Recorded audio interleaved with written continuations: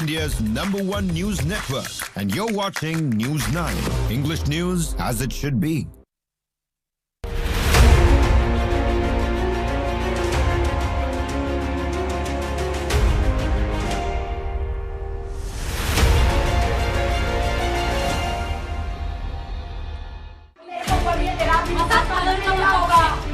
तेरे यहाँ पे आदमी मसाज पार्लरों में काम करते हैं, हमारे यहाँ नहीं।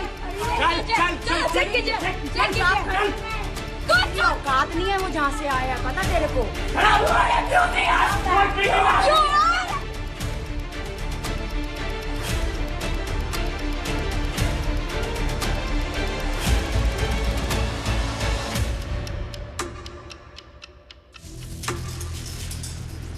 Hello and a very warm welcome. Thanks for tuning in to your favorite news destination. You're watching In Your Interest with me, Kabir Naqvi. And the first segment on IYI tonight is as uncomfortable as it is simple. Why are your own countrymen feeling like the outsider in their own national capital? This is not about Northeast versus North India. This is more about India versus discrimination. Let's break it down for you. Tonight we turn our attention to a recurring shadow over our society, one that we often ignore until a video just like the one we're going to play out for you forces us to look deep within ourselves. In Delhi's Malviya Nagar, what started as a trivial dispute over dust from an air conditioner has spiraled into a disturbing display of racial prejudice. 3 young women from Arunachal Pradesh alleged that they were subjected to a barrage of slurs and threats by their neighbors. In a video that is now viral, the accused are heard labeling the women with derogatory terms, targeting their profession, their lifestyle, based solely on their identity as Northeasterners. Perhaps the most chilling is the confidence displayed in the clip, where one individual claims that their political connections make them untouchable by the law. तेरे यहाँ पे आदमी massage पार्लरों में काम करते हैं, हमारे यहाँ नहीं। पढ़े लिखे हैं वो। कहाँ के? वो मेरे को बोल रही है तेरा आदमी मसाज पार्लर में क्या होगा?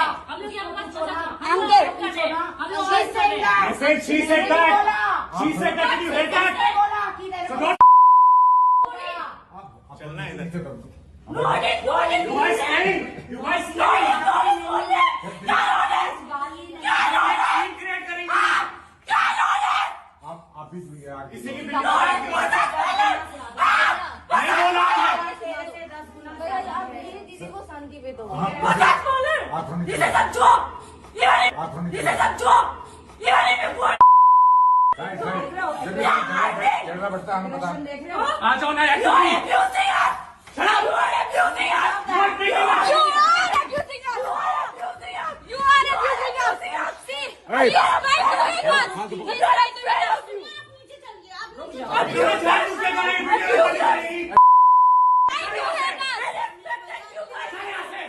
एसी फिक्सिंग हो रहा था, फिर उसमें जो 10 पार्टिकल्स था वो फर्स्ट फ्लोर में गिरा, तो उसमें वो लोग बहुत गुस्सा हो गए और गाली देना स्टार्ट हो गया हमारा इलेक्ट्रिशियन को। फिर ऐसा होकर वो भैया हमें बोलना स्टार्ट हो गया, तुम्हारे बारे में, तुमसे मैं बात कर रहा हूँ क्या, तुम लोग नॉर्थ ईस्ट गवार, तुम्हें आके मैं मारूंगा, ऐसा बोला। वो चुप नहीं हुआ, वो बोलते जा रहे हैं, नीचे से चिल्लाते जा रहे हैं। फिर उसने पुलिस भी बुला लिया, पुलिस लेकर फिर उसके बाद हमारा बहुत बहस हुआ। ये फर्स्ट टाइम नहीं है, हमारे साथ हमेशा होते रहता है। ये फर्स्ट टाइम है कि हमारे साथ बहुत बड़े स्केल में हुआ, बट दिस ऑलवेज हैपेंस। और हम नहीं चाहते कि नेक्स्ट टाइम ऐसा कुछ हो, और नेक्स्ट वापस हम चाहते हैं कि उससे कुछ पनिशमेंट मिलो और उससे कुछ एग्जाम्पल सेट हो कि लाइक ताकि नेक्स्ट टाइम इंसान वापस ऐसा ना करो कोई भी। मेरे जो क्लाइंट है वो खेद करते हैं अपने शब्दों का जो उन्होंने चयन किया उस टाइम पर। In the heat of the moment में ऐसा अक्सर देखा गया है, दिल्ली में छोटी बातों पर हो जाता है। Now, while the Delhi police have registered an FIR and an inquiry is underway into the matter, this is not an isolated flashpoint. It is part of a systemic pattern of othering that continues to haunt our cities. This isn't the isolated event. Take a look at this. Just last month, in January 2026, Arunachal resident Arjun Remo was allegedly called quote-unquote Chinese and racially abused in a Delhi market. Before that, in December 2025, Tripura student Angel Chakma was fatally stabbed in Dehradun after attackers used racial slurs, and he had just confronted them. And in October 2025, a 27-year-old from Meghalaya faced racial slurs in Kamla Nagar and again on the metro in the national capital. These cases show a pattern of racism in plain sight, affecting everyday lives, and these are our cities that we're talking about. Now, let's talk about the bigger picture here. India's legal gap on racism. There is no standalone anti-racism law in the country. Instead, sections of the Indian Penal Code are used, but racism isn't explicitly defined in those very sections. The SC/ST Act provides protection, but it only covers specific communities. And while the Constitution offers protections against discrimination, enforcement is often uneven. Reforms recommended by the Base Barua panel years ago, they're still pending, leaving many victims without a strong legal support. The big questions that we are asking on the show tonight. Why does India still lack a specific anti-racism law? Why are Northeast Indians still seen as outsiders in their own country and national capital? With me on the broadcast, Ellen Rao, former DCP, Delhi Police, and Dr. Thongkhoglal Haukip, Assistant Professor, CSLG, JNU. Dr. Haukip, let's get the snowball rolling with you. When incidents like these keep recurring, it's an uncomfortable situation that we've landed in, and many thanks for taking out the time because we do need to talk about this. Do you believe the problem is primarily legal or is it deeply societal? Despite the FIRs that have been registered, despite all the cases that I've mentioned in the introduction, many victims say justice feels slow, justice feels symbolic. So, where do you think the system actually fails in these cases? Let me start by saying that the Indian state response to the issue of racism is slow and tardy, and responsible for the massive racial profiling in India. If you look into how the legal systems in India need to be reformed in the last more than 1 decade, you can find that in the wake of the death of Nido Tanya, who is also a student from Arunachal Pradesh, who was a student suffering from racial abuses and was killed in January 2014. Yeah. A committee was formed by the government, and under the Best Barua committee, one of the recommendations was that discrimination and apathy of the law enforcing agencies in Delhi and other metropolitan cities were abject, and that's why the Criminal Law Amendment Bill 2019 was introduced after this issue, which if you compare with the Nirbhaya case, which was immediately followed by an ordinance. However, here in this case, it took 6 years, and then this bill is still lying, and this bill is still pending in the parliament. So if you look into the Indian state response to the issue of racial profiling and racism in India, I think there is a kind of apathy towards this issue, and this is mainly responsible for the perpetuation of racism in India. So the parliament has to take serious note of this issue and legislate quickly on the provisions of the IPC or BNS today. Okay. We hear you, Dr. Haukip. DCP Rao, an FIR has been registered in this case. I'm sure you've probably read about it. You've seen the video as well. In the sections, they're serious sections. They include promoting enmity, but there are no arrests so far. The legal action aside, help the viewers understand how does police work carry out in this, in these kind of cases, in these kinds of, situations, uncomfortable racial slurs that have been meted out. How does police direction take on? What is the constable doing in this particular, scenario that you see? In the report, is it quite rightly and openly mentioned that there were racial slurs by one party towards another? Give us a sense of how the police is directed to take on these cases.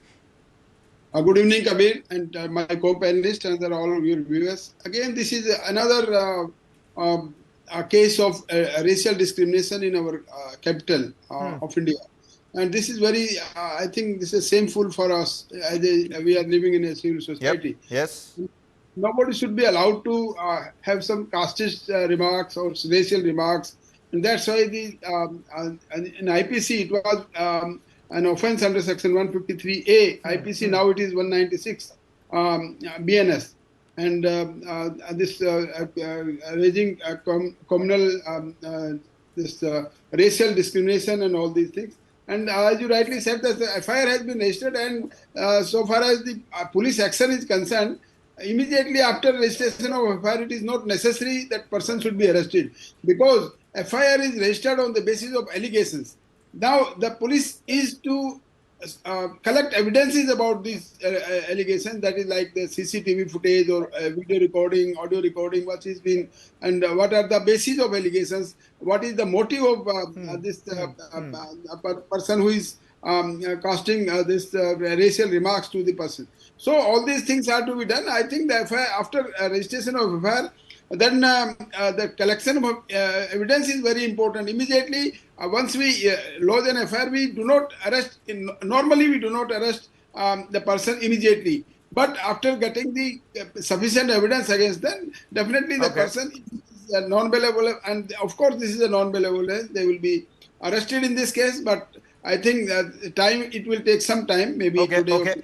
DCP, help the viewers understand this video that's playing out, and I'm again mentioning, you've probably seen this video as well, notwithstanding the actions of the police officer in this particular video. He's constantly asking both the parties to go to the other sides. He's trying to, douse the fire at that particular moment. But do police forces across, various big cities, the metros, do they receive adequate sensitizing? Is there adequate training on racial discrimination, on cultural diversity to handle these kinds of cases? Throw some light on that as well, DCP.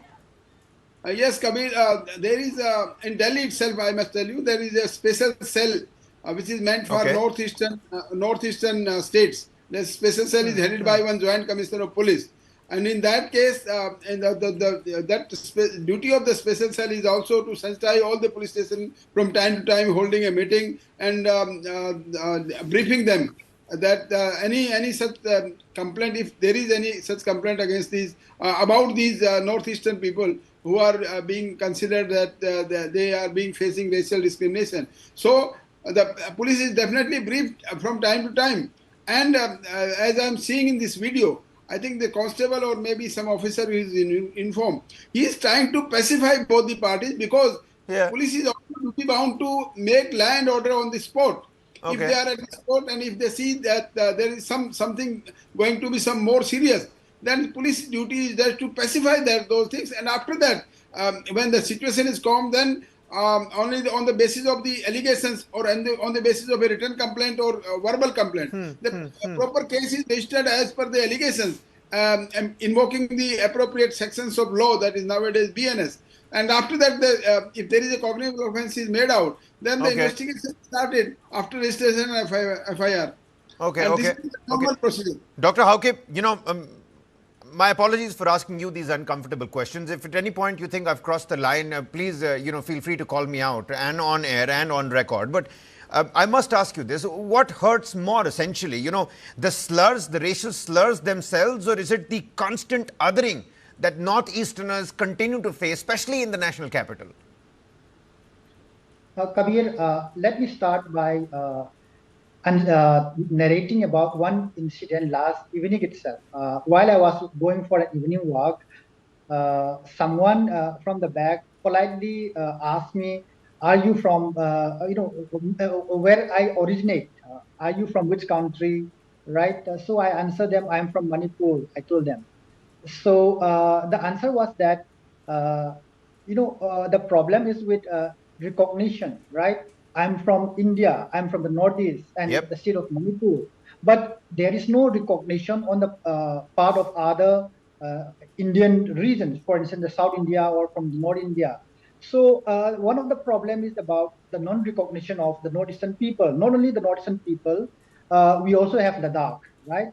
Ladakh as a union territory. There are people of different races in this union territory. That's right. So I think people should start this issue by revising the NCERT syllabus. and other CBSE syllabus, where the people from the northeastern region, their their history, their culture has to be studied more by or next generation. Unless you educate people right from the schools, then I think this mindset will not change. The recognition of northeastern people in other parts of India will not change. So the best way is to look into the syllabus of NCERT and CBSE itself in the first place. And this misrecognition or non-recognition of Northeast people is one of the main problems. Of course, indeed, there are certain problems of othering of the Northeastern people also. But that can only change after, the system, the educational system has been reformed right from the school. No, you're absolutely right, because there is informal prejudice that's harder to regulate than overt, violence. For example, in housing and employment, you face these kinds of racial discrimination. But from a governance standpoint, Dr. Hauke, what practical interventions, and many thanks for sharing that anecdote from last evening. My apologies again that, you personally had to go through that. And I was an NCC cadet. They always taught us that the motto was university and diversity, but how often do we actually, follow that particular motto? From a governance standpoint, practical interventions, talk to us about those. Police sensitization was something that DCP Rao threw some light on, that it does happen, but of course, there is room for improvement. But what else? Curriculum reform, urban housing regulations, what according to you is actually going to end up making a difference? I think, as I've said, curriculum is one of the first steps, besides the legal reforms or the legal, amendments that we are talking about. But the main problem is about how these issues are handled very slowly, right? Tardily, that has been handled for the last 2 decades. And if you look into the processes, you would find that unlike the Nirbhaya case, which was immediate, which was addressed, almost immediately after the issue came up. And if you look into this issue, you would also find that unlike sexual violence and other cases, you would find that racism in India has not been, gaining certain outrage, right? There's no outrage on certain issues that emerge. There was a lot of outrage on this case, let me tell you that, Dr. Hauke. There was a massive outrage on that, and sometimes you can welcome a little bit of outrage as well. Final 30 seconds to DCP. DCP, the base Barua panel, the recommendations of those panel still pending, lackadaisical attitude on that particular front.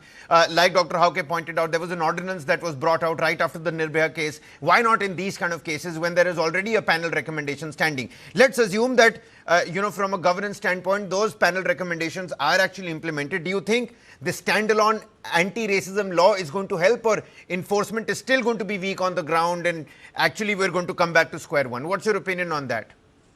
Yes, Kabir, that definitely the law is in place, but its real implementation is very important. And as you said that the police is briefed as per properly from time to time, but there is a further need of improvement in that plan. This law, I think that's a willpower. That's most important about the willpower implementing these laws by the police and by the government also. They should influence. They should instruct the police department to be more sensitive about these young people who are coming from northeastern states and they are having some livelihood here in Delhi. You must be seeing those in so many colonies. Maximum of these northeastern people are living like in Munirka and other places. So, and if they are facing such type of problem, that's shameful for us as a Delhi. I think you used the right word here, DCP. It's shameful, it's horrible, and it's shameful. We've said it in the start again that this question is simple, but it's equally uncomfortable as well. On that note, many thanks for taking out the time, Dr. Hauke, DCP Rao, for talking to us and for taking time on this discourse. Why are fellow Indians still being treated as outsiders in their own capital? 3 women from Arunachal Pradesh, they were not fighting a border dispute. They were installing an air conditioner. Yet, what followed, and we've been showing those visuals, was not a neighborhood disagreement. It was a reminder of how casually prejudice survives in urban India. Laws are weak. They exist, but they're weak. But they still do. FIRs get filed, videos go viral, but unless mindsets evolve, the problem simply relocates from one colony to another, from one city to the next. Said it in the start as well. This is not about Northeasterns versus North Indians. This is about India versus discrimination. A quick commercial breather here. Our second segment on IYI, right on the other side. Don't go anywhere.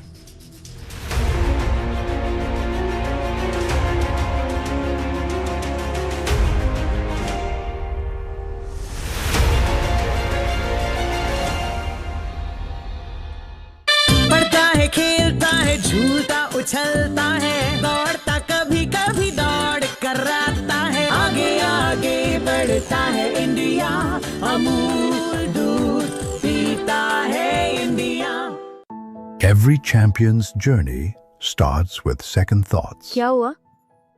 Till they see it's possible and there is someone who truly believes in them. एक दिन बहुत बड़ा आदमी बनना है ना?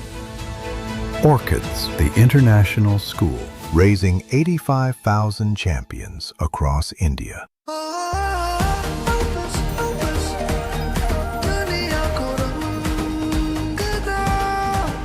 Birla Opus paints. Rashmi, ये madam बड़े शहर से छोटे शहर बसने जा रही है. बताओ छोटे छोटे शहरों में ही तो है बड़े बड़े अखाड़े. नए नए दावपेच सीखेगी और फ्यूचर में मेडल जीतेगी. और बेटा इनका फ्यूचर? बड़े पापा, SBI लाइफ से इनका फ्यूचर सिक्योर है. अभी तो इसकी जीत का इरादा पक्का है. करो पूरे अपने इरादे, अपनों से किए सभी वादे. SBI लाइफ अपने लिए, अपनों के लिए.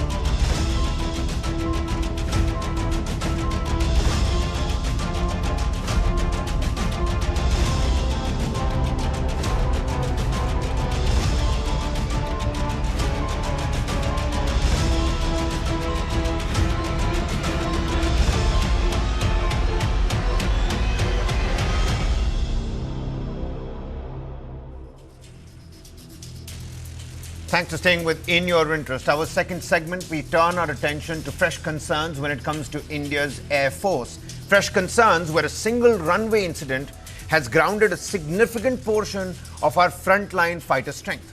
On the 7th of February 2026, a Tejas Mk1 fighter jet overshot the runway whilst landing after a routine training sortie. The suspected cause was brake failure. The aircraft sustained damage to its airframe. The pilot ejected safely with no serious injuries.